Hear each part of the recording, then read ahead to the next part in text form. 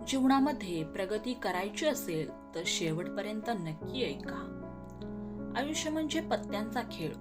चांगली पानं मिळणे आपल्या हातात नसते, पण मिळालेल्या पानावर चांगला डाव खेळणं यावर आपले यश आणि अपयश अवलंबून असतं.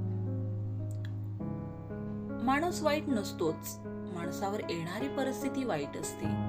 चांगल्या कर्माने तीही बदलता येते. वाईट परिस्थिती साथ देणारी माणसं नात्याची असो अथवा नसो, तीच खरी आपली माणसं असतात. आयुष्य कुणासाठी थांबत नाही, फक्त आयुष्य जगण्यासाठी कारण बदलत असतात. सर्वच प्रश्न सोडून सुटत नाही, तर काही प्रश्न सोडून दिले की मग आपोआप सुटतात. आपण जेव्हा कोणासाठी तरी चांगलं काम करत असतो, तेव्हा आपल्यासाठी सुद्धा कुठेतरी काहीतरी चांगलं घडत असतं, फक्त ते आपल्याला दिसत नसतं. आपले शब्द हे कुलपाच्या चावीसारखे असतात. कधी मन मोकळे करतात तर कधी तोंड बंद करतात. अहंकार हा प्रत्येक माणसात आणि प्रत्येक नात्यात लपलेला असतो, पण आपली चूक तोच मान्य करतो ज्याला माणसं गमवायची नसतात. चिंता केल्याने बिघडलेल्या गोष्टी चांगल्या होत नाही, पण त्यावर चिंतन केल्याने चांगला मार्ग मात्र नक्की सापडतो. स्वीकार करण्याची हिंमत आणि सुधार करण्याची नियत असेल तर माणूस खूप काही मिळवू शकतो. प्रत्येक वेळेस जहाज बदलण्याची गरज नसते. दिशा बदलली तरी किनारे आपोआप बदलत असतात. प्रत्येक व्यक्तीमध्ये कोणतं ना कोणतं टॅलेंट असतं, फक्त त्याप्रमाणे वागण्याचं ध्येय ठेवता आलं पाहिजे.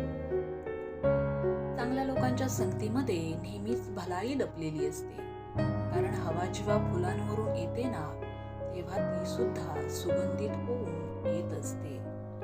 देव एक उत्तम दिग्दर्शक आहे. तो कोणाची भूमिका कधी बदलेल सांगता येत नाही. त्यामुळे उत्तम अभिनय करून देवाला नेहमी खुश ठेवणे एवढेच आपले काम असावं.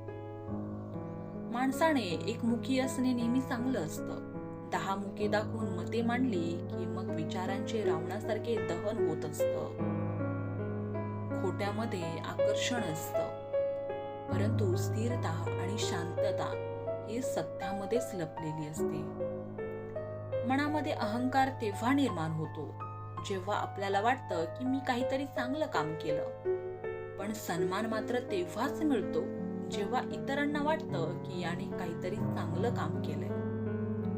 ज्या क्षणी आपलं मन इतरांविषयी चांगला विचार करायला सुरुवात करेल, त्या क्षणापासून समाधान आणि शांतता आपल्या जीवनामध्ये प्रवेश करत असते. आयुष्यामध्ये आनंदी व्यक्ती तोच आहे जो स्वतःचं मोजमाप करतो, आणि दुःखी व्यक्ती सुद्धा तोच आहे जो इतरांचं मोजमाप करतो. विचार करण्याची पद्धत ही सुपाप्रमाणे असावी. दोष काढून टाकता यावेत आणि गुण मात्र शिल्लक ठेवता आले पाहिजेत. मन गुंतायला वेळ लागत नाही आणि मन तुटायलाही वेळ लागत नाही. वेळ लागतो ते तुटलेलं मन आवरायला आणि विस्कटलेलं मन सावरायला. हा माझा तो माझा करत आपण आयुष्यभर नुसतं पळत असतो. ते जातात घरी निघून, आपण मात्र स्मशानात एकटेच जळत असतो. कुणीच कुणाचं नसतं हे माणसाला जरा उशिरा कळतं, पण हे कळल्यावर मात्र त्याचं मन सैरावैरा पडतं. चालताना पाऊल, बोलताना शब्द, बघताना दृष्टी आणि ऐकताना वाचा यावर गोष्टी पाळल्या तर जीवनात वादळ कधीच निर्माण होत नाही. त्रास असतानाही प्रामाणिक राहणं, संपत्ती असूनही साधं राहणं, अधिकार असूनही नम्र राहणं आणि राग असूनही शांत राहणं यालाच आयुष्याचं व्यवस्थापन म्हणतात.